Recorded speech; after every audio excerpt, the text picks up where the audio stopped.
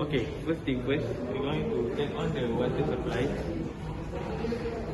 And then we're going to check the connection of the cold water and hot water here. And the output of the flow.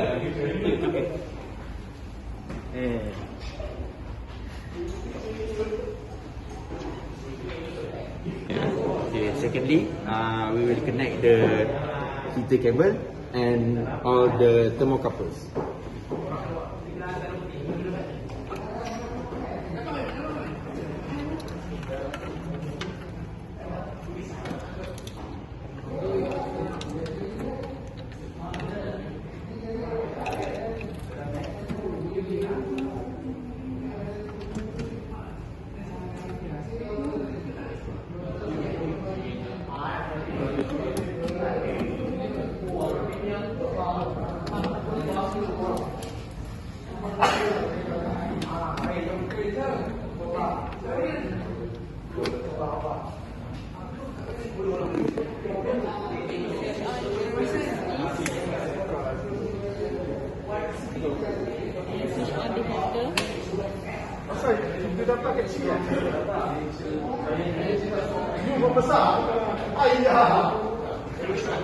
First, we set the power to 30 watt.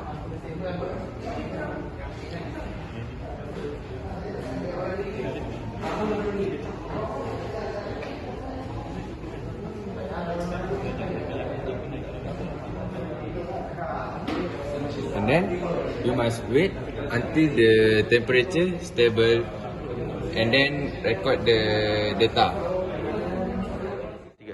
And then continue for 50 watt and 90 watt. Now we're going to increase the power from 30 watt to 50 watt.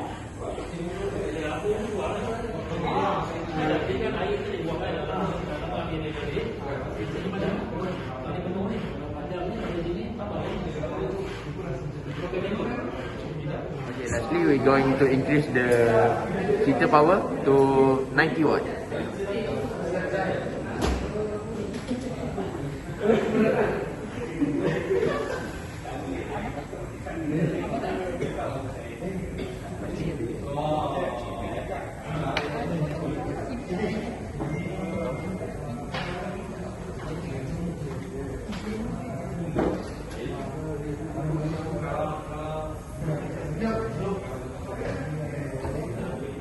We will repeat the procedure using stainless steel and brass for middle section.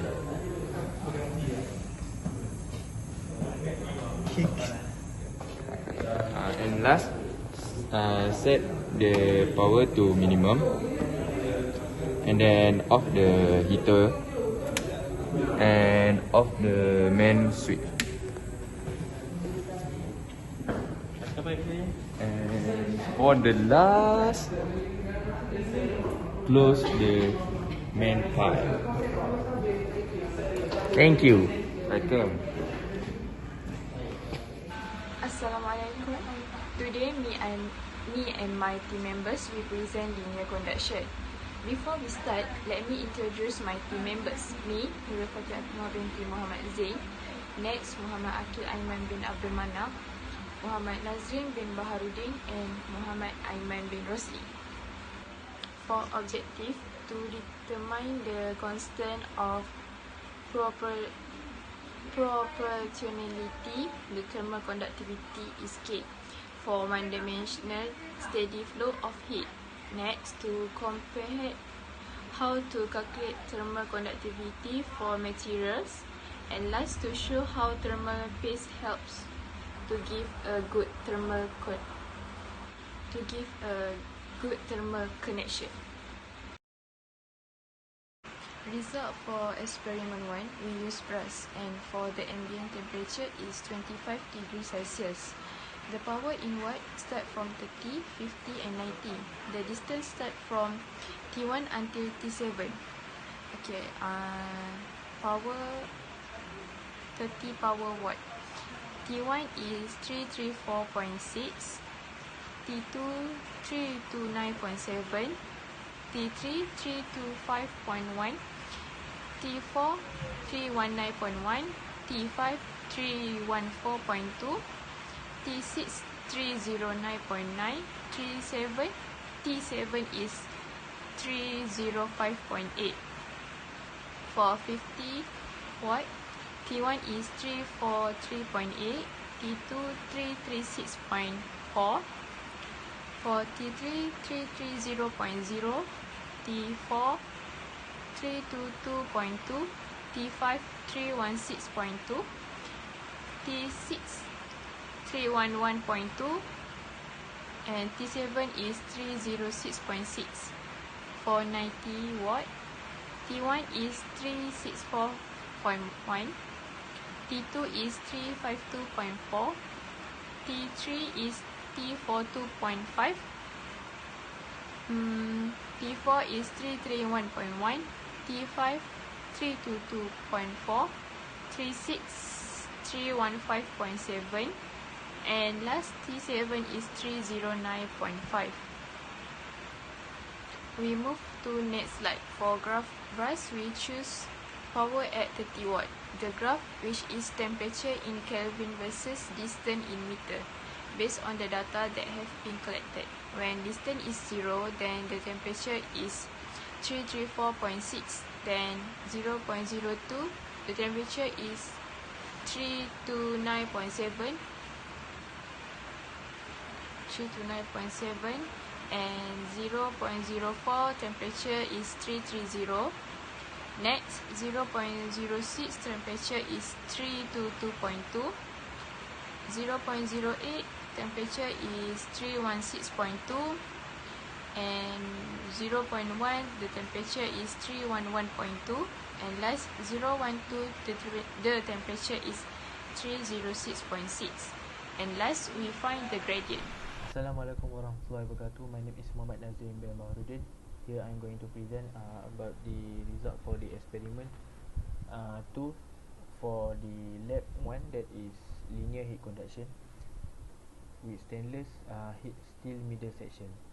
For the experiment 2, we use middle section material that is stainless steel with ambient temperature of 35 degrees Celsius. So this is the data for the linear heat conduction experiment with stainless steel middle section for the power of 30 watt, 50 watt and 90 watt with distance between of the material is 0, 0.02, 0.04 and 0.06 and 0.08, 0.1 and 0.12. So this is the data with 3 different power, that is 30, 50 and 90. So next, so we divide the graph with 3 different power. This is the graph for temperature against the distance for power of 30 watt for the stainless steel. So this is the graph. We get the gradient negative 184.64, and then this is the graph temperature against distance and for stainless steel for the power of 50 watt, and lastly this is for the temperature against distance graph for stainless steel by using the power of 90 watt power. So for experiment 3, we use the middle section material, we use stainless copper and with ambient temperature of 35 degrees Celsius. So we also conclude 3 different power. We use 3 different power, that is 30 watt, 50 watt and 90 watt. So this is the data of the experiment 3. So from this we divide by 3 graph, that is for 30 watt power graph for the temperature against distance for stainless copper middle piece. So for this gradient we get negative 165.18. So next, this is the graph for temperature against distance for 50 watt power for also stainless copper. And next, this is the data and graph for temperature against distance for stainless copper that use 90 watt power. Hello sir, I am Aiman Bin Rosli and I will present about the discussion for question 1 and 2. So for question 1, the question is calculate the gradient of the charge. What does this gradient represent in the conduction equation? So we can see that this is the charge for stainless copper, stainless steel and lastly brass. So our answer is the temperature for this experiment, which is rapidly bidirection, and the temperature change based on area. Secondly, the direction of heat transfer from high to low temperature. Heat also transfer in many directions for temperature different. And lastly, the basic one, which is dimensional equation, was introduced as the Fourier's law of conduction. Okay, for the second discussion, the question is use the two furthest reading, which is T1 and T7. The given distance between them, the heater power, and the bar area with equation 5 to calculate the thermal conductivity of the metal bar compared with the typical value given in table 1. Explain the cause of any errors for different value of the theoretical and experimental thermal conductivity. So this is the equation for brass. We're using the data of 50 watt. T1 is 343.8 Kelvin and T7 is 306.6 Kelvin. So when we use equation 5, we get the typical value is 123. So secondly, the stainless steel, we use the data of 30 watt. T1 is 324.4 Kelvin and T7 is 302.2 Kelvin. So when we use equation 5 to calculate this, we get the typical value is 16. So lastly, the stainless copper, we use the data of 50 watt. T1 is 346.9 Kelvin and T7 is 308.4 Kelvin. So we get 65.60 using equation 5, or the typical value is 386. Assalamualaikum. My name is Muhammad Aqil dari Manap. For discussion number 3, the question is, what can you observe from the gradient of the charge for each heater power setting? If we use different types of material, so the temperature also different, either increase or decrease. From the gradient chart, we can see that the result is decrease, and we can observe that the gradient of temperature also decrease while the distance is increased. For heater power setting, we can say that if the power setting increase, so the value of gradient decrease. For discussion number 4, the question is add a best fit line through all the result to find the overall thermal gradient. From the overall result, find the thermal resistance R value for the whole bar. Then use the thermal resistance in series method to find the R, and then the K value for the middle section. Use the K values you found from the first procedure for the brass sections each side of the middle. And this is our graph, temperature, again distant graph for brass material. And we using the data of 30 watt. For T1, we get 334.6 Kelvin, T7 305 and 305.8 Kelvin. For K, we got 52.61, and the formula for R, L divided by K times 8.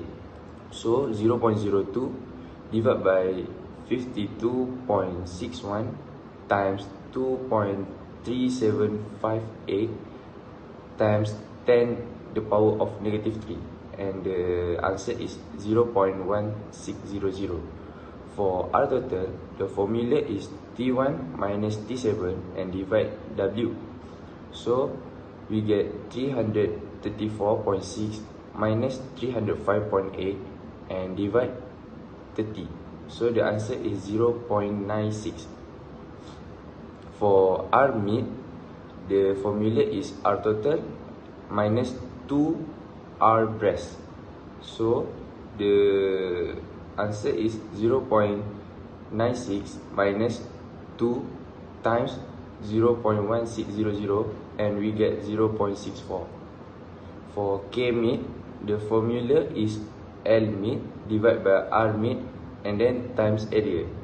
So we get 0.02 divided by 0.64 and times 2.3758 times 10 the power of -3. And then we get 13.15. The unit is W per mK. For conclusion, write 5 conclusions based on the laboratory's activity. In conclusion, we also learn about the concept of heat transfer, for example, conduction, convection and radiation. We can see that material we use are brass, stainless steel and copper. So, copper is the best material that we can use compared with brass and stainless steel in this experiment. Conduction happens from a surface with high temperature to another surface with lower temperature. The thermal conductivity K is a property that represents conductibility of the material. We also learn how to apply the formula for this experiment, such as various equation of conduction. Last, material with the high value of thermal conductivity is known as a conductor. That's all from us. Thank you.